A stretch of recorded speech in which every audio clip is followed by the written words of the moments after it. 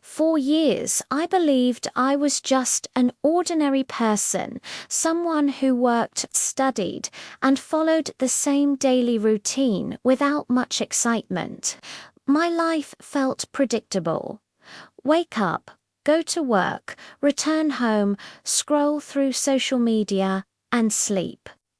Deep down, though, I sensed something missing, a quiet voice inside asking, what else could you do if you tried? It all began one Saturday afternoon when a friend invited me to a local community workshop. It's a hobby fair, she said. People share what they love: painting, gardening, music, coding, baking, you name it. I went mostly out of curiosity, not expecting anything special. But that day changed my perspective completely. The fair was lively and colorful. Tables were filled with handmade crafts, instruments, and even 3D printed models.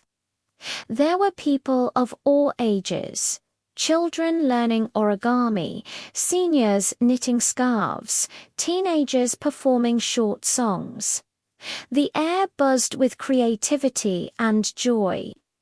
I wandered around until I found a small booth with a sign that read, "Discover your talent. Try something new." A friendly woman smiled at me.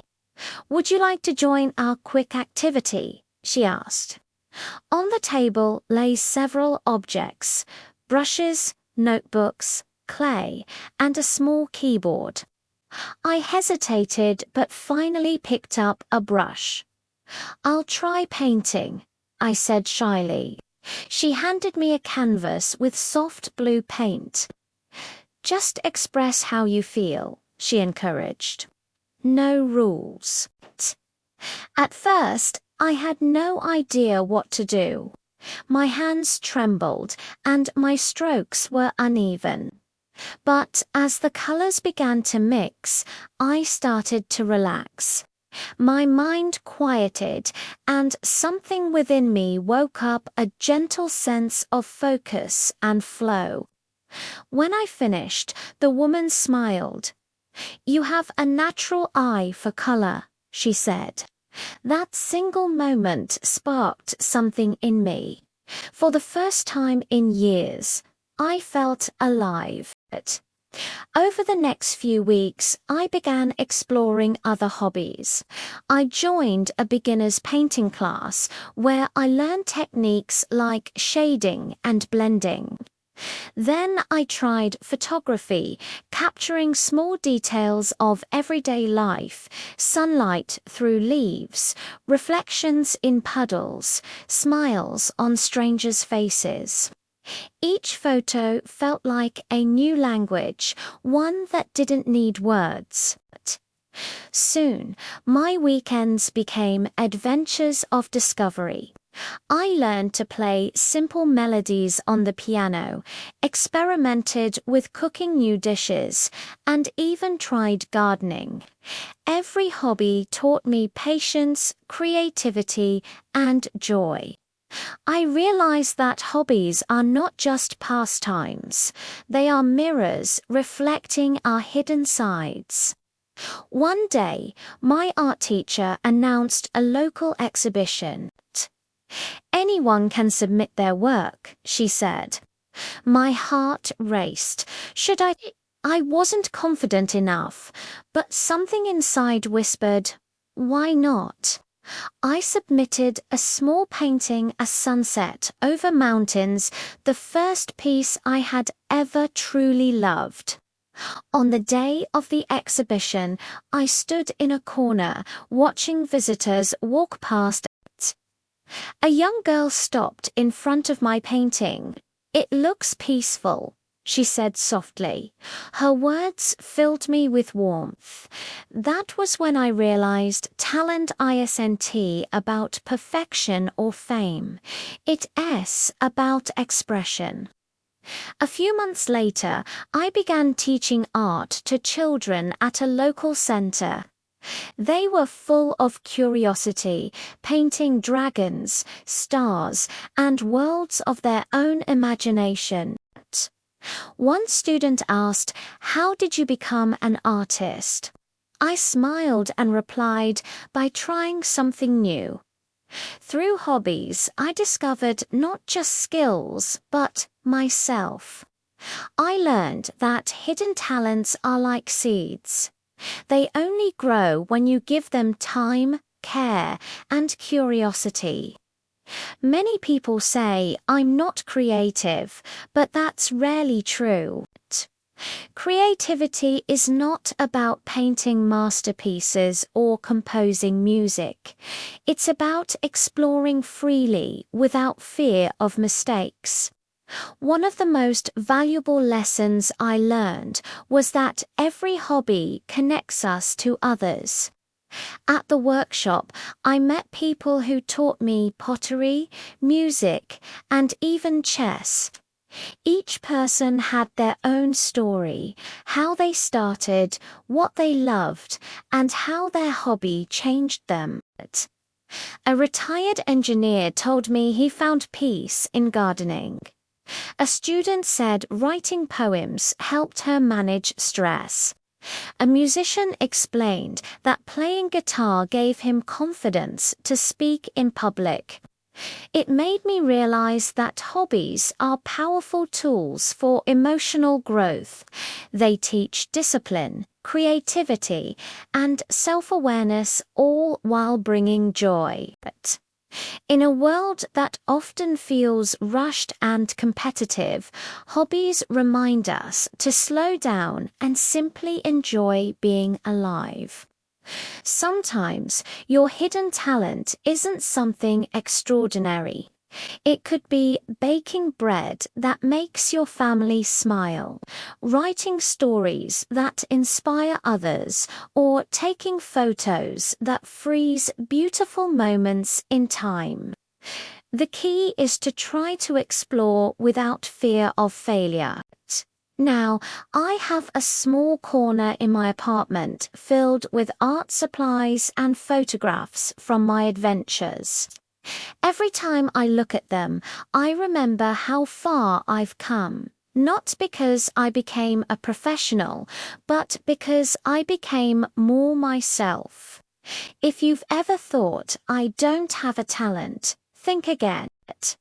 Your hidden abilities are waiting to be found in your curiosity, in your patience, in your willingness to try something new. Sometimes, all it takes is one brushstroke, one note, one seed planted in the soil to discover a part of you that has been silent all along. And once you find that spark, you realize something beautiful. Life isn't about being the best, it's about being you. For most of my life, I never really thought about where things came from or where they went after I used them.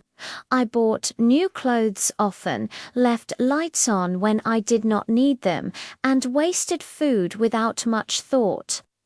But one evening, while scrolling through social media, I came across a documentary about plastic pollution in the ocean. The images of sea turtles trapped in plastic and beaches covered with waste shook me deeply. It was the first time I realized that my everyday choices were connected to something much bigger, the planet itself. The next morning, I decided to change. I did not want to just feel bad. I wanted to do something. My journey towards sustainable living began with small steps, simple, practical changes that slowly became habits. The first thing I did was reduce plastic in my home. I replaced single-use bottles with a reusable stainless steel one and began carrying a cloth bag whenever I went shopping. At first, I forgot it many times, but soon it became natural. I also started saying no to plastic straws, choosing bamboo or metal ones instead. These small actions made me realize that sustainability was not about perfection. It was about awareness and consistency. Next, I focused on food waste. I had a habit of buying more groceries than I could finish, and much of it ended up in the trash. I began planning my meals carefully and learning how to store fruits and vegetables properly to keep them fresh longer. I also started composting food scraps. It was fascinating to watch waste transform into rich soil that could be used for gardening. Speaking of gardening, that became one of the most rewarding parts of my journey. I turned a small balcony corner into a mini garden filled with herbs, tomatoes, and lettuce. Watching them grow gave me a sense of connection with nature that I had never experienced before. I learned that even a small patch of green could bring life and peace to an urban home. Over time, I also changed how I shopped. Instead of buying new clothes every season, I started exploring second-hand shops and learning to repair my old ones. I discovered that style did not mean waste. Every item had a story, and reusing or recycling gave it a new life. The same principle applied to electronics and furniture. I stopped chasing the newest model and started appreciating what I already had. My friends noticed the changes and became curious. Some laughed at first, calling me the eco-warrior, but later they began asking for advice. I shared simple tips like turning off unused lights, reducing water waste, and using public transport or bicycles whenever possible. Soon, a few of them joined me in organizing a neighborhood cleanup event. We spent a Saturday morning collecting litter from the local park, and by the end, everyone felt proud and united. Living sustainably also changed how I saw happiness.